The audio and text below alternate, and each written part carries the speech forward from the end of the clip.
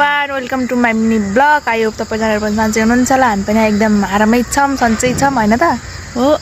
पनि एकदम आरामै छौँ, सन्चै छौँ होइन त हो नि साथीहरू। हामी यस्तो आज होइन यस्तो के भन्छ अरे कस्तो नाच्नु लाग्यो के भन्छ अरे कस्तो नाच्नु लाग्यो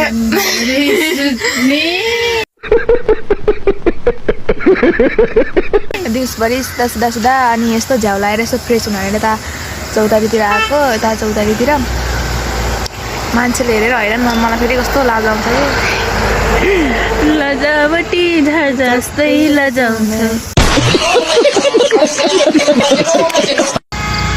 मान्छेले यस्तै हेर्छन् यार।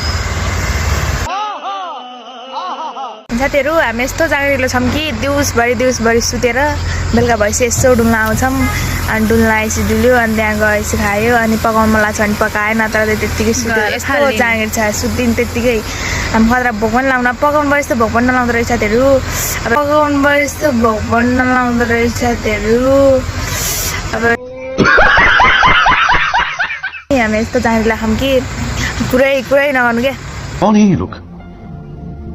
कहाँ से आते साँझ पनि लागिसक्यो नि त।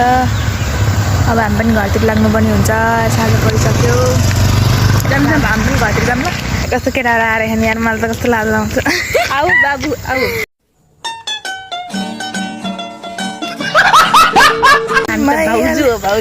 भाउजू भइरहेको क्या होइन, भाउजू भएन क्या, हुनेवाला भाउजू हुनेवाला।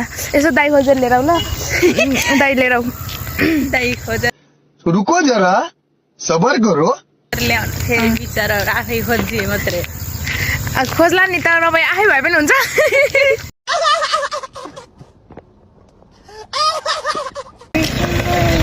हजुरको एउटा कालो भेट्ला